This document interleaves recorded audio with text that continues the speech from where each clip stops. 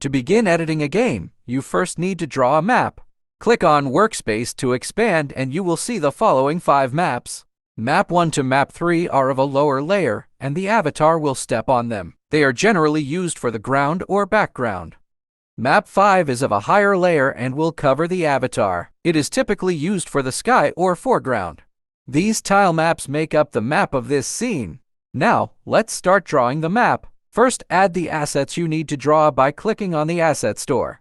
Let's choose some regular image. You can also add an adaptive map that will change its shape as you draw on the map. Adaptive map is very convenient. The added assets are stored in Personal Assets for later use. Select Map 1, which is the bottom layer of the map. Then choose the Brush tool. Next, in the Properties panel, select the Grass asset. Now you can start drawing on Map 1. You can also use the rectangular brush tool to directly select and draw on the map. Next, let's select Map 2. This time, we will use adaptive map assets. You can see the adaptive nature of the tiles, as they change their edges based on your drawing. Also, you can see that the assets drawn on Map 2 are on top of Map 1. Click on the Batch Import button on the right to import assets for the current map. Now, let's click on Map 3 and import assets for it. The assets available for import here are the ones we previously added to the Personal Assets. We used the same method to draw on Map 3. The assets drawn on Map 3 can be seen overlapping with those on Map 2.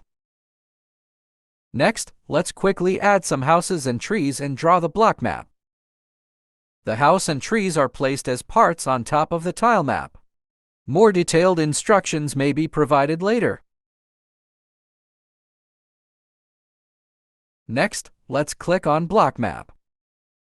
Then, using the brush tool, we can draw blocking blocks at the base of the houses, the root of the trees, and the edge of the pool.